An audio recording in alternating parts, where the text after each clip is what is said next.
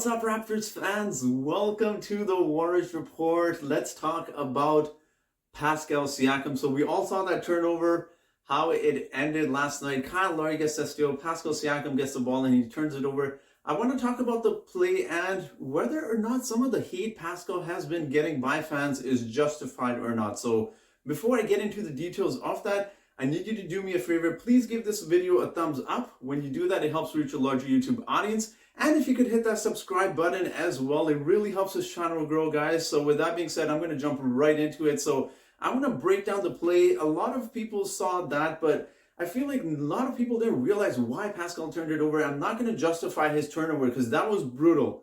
Now, I'm a big Pascal fan, but that was a really bad play, especially for someone who's supposed to be your number one guy. So we saw Kyle Lowry gets the ball. He steals the ball, throws it up to Pascal Siakam. Pascal gets that steal. Pascal gets that pass in the court. He's running, and then he sees Gary Trent Jr.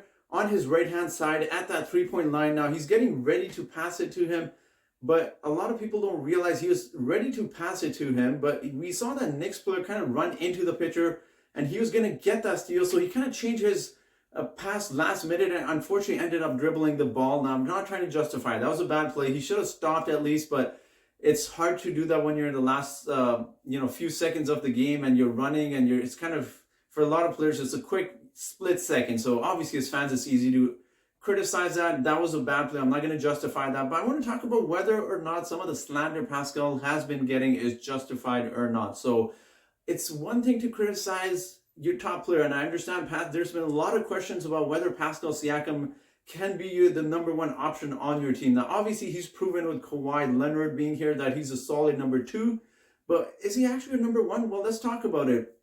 So I've been hearing a lot of stuff like, well, let's trade Pascal Siakam, some really silly talk about, you know what, let's send him to the G League. But, I mean, obviously, Pascal Siakam now has been having a down season. He's averaging 20 points, but we do have to look at other aspects of his game as well. Now, he struggled yesterday, but he was putting up solid numbers before yesterday's game. Now, I want to talk about some of the statistics here and how many players are actually averaging what he does. Now, a lot of people talk about trading Pascal Siakam, but I wanted to take a deep dive into statistics here. So I did my research.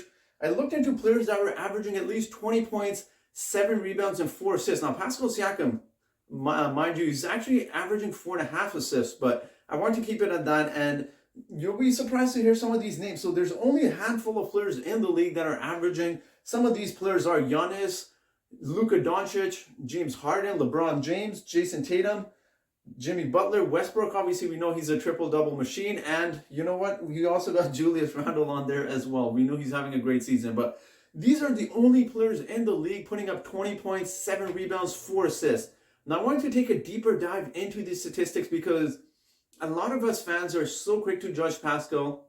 So I want to take a look at how many of these players we're averaging more or less than 3 turnovers. Now, Pascal for the season is averaging 2 turnovers, which is actually less than what he was averaging last season. But having a look through all of these players, believe it or not, there's only 2 other players on that list besides Pascal averaging less than 3 turnovers a game, and that is Jimmy Butler and Jason Tatum. Now, don't get me wrong, guys. I am not comparing Pascal Siakam to these players and saying he's better than these guys because he turns the ball over less. But we do have to look at other aspects as well. Now, we know Pascal has been struggling the entire season, and he's been struggling since bubble, actually. But I feel like people have kind of run with a narrative because they kind of got that bubble Pascal Siakam kind of stuck in their head, and they're like, okay, every time Pascal has a bad game, we should trade him. We should have kept Norman. But we have to stop these quick reactions every time a player has bad plays. Mistakes happen. And you know what? It's happened to some of the best. I mean, players, and you look at fans, a lot of fans were like, oh, I can't believe we traded Norman Powell for only Gary Trent Jr. Now everyone's saying, oh, Gary Trent Jr. is our future. He should get the ball. So we got to stop with these quick reactions. If Gary Trent Jr. has a few bad games, everyone's going to be like, oh, we should have never traded Norman Powell. So we need to kind of settle down, take a deep breath, settle down with these crazy overreactions. It's one thing to criticize a player. It's another to go berserk and say, let's trade him, and him. I mean, Pascal Siakam does a lot of things we don't see on the stat sheet. He's playing great defense for once. If we are to trade him, how many players are you going to get at the center or power forward position that can play good defense, can pass the ball, can score in multiple ways? I know he's struggling from the three-point line, but he's doing a lot of different things this season. So yeah, he does a lot of things, you know what, you don't see on the stat sheet. And I mean, if we do trade someone, we are left at the hole at the power forward position. I know some people are right away going to suggest we have Chris Boucher, but you know what, Pascal is very unique in how he switches on defense, his versatility, he can dribble the ball, he can handle the ball, he can do a lot of things, you know what, most power forwards can't. So obviously now I understand the justification of criticizing a player because he's making 30 plus million. And a lot of people are saying, well, he should be our number one option. But let's not forget, guys, it takes time to develop into that number one option. When you look around the league, and even some of these names mentioned, how many players can you say legitimately out of the league are the number one option on any team they go to? Maybe 7, 8, 9, 10 guys. So it's still great to have someone like Pascal Siakam, because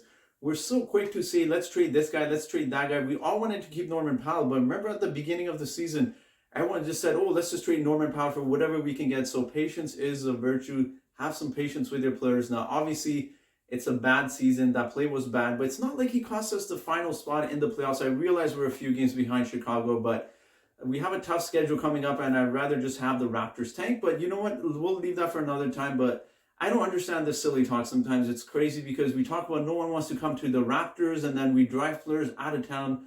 A lot of these fans, I feel like we've attracted a lot of bandwagon fans, unfortunately, over our championship run. I feel like this is what Lakers, unfortunately, I'm not trying to diss you guys, but a lot of what Laker fans sound like every time a player has a bad play, a game or something. So it happens, guys. Take a deep breath. It's been a terrible season. He's still very young. It takes time to get into being that number one option. Now, I'm not comparing him to, don't get me wrong, I'm not comparing him to Kawhi Leonard, but Kawhi Leonard was playing with Hall of Famers as well. It took him some time to develop into that as well. And since we're talking about, number twos, I mean, you look at around the league of players making that much money, as much as Pascal is or more. Tobias Harris, Paul George is making 40 with his new contract, I believe, 40 somewhat million. And we've seen him try to lead a team. He's not a number one option either. So as bad as you may think Pascal is, he may be, but if Pascal is struggling this season, and this is his floor, and this is his ceiling, at his floor, he's still averaging numbers like 27 and 4.5 assists, and he's getting, I believe, a steal a game. And he's shooting 84% from the free throw line, which he's improved this season as well. So I feel like people need to tone that down a little bit with the crazy, overreactions of we should trade him. I mean, when we do trade Pascal, who are you going to trade him for? Karl Anthony Towns? Who are you going to, it doesn't make sense who you're going to trade him for. So again, I think people need to relax a little bit with these expectations. Players take time to develop into being that number one. Don't get me wrong. I'm not saying Pascal is going to be a number one option. Obviously, he needs time to work on his game, and he's having a down season. But you know what? Everyone loves Kyle Lowry, but they don't realize, all the fans that have been here for several years, you remember how bad Kyle Lowry struggled in those playoffs. He was one of the worst shooters at one point in the history of the NBA, shooting in playoffs shooting-wise. But he's definitely improved, and we saw what he's become. So it takes time for players to develop into being not only number one options, but to get better. And Pascal, as we know, he started playing basketball late as well, guys. So have a little patience. I'm not trying to justify his bad play yesterday. That was terrible. Let's not kid ourselves. That play was downright horrible, but we know he's having an off season.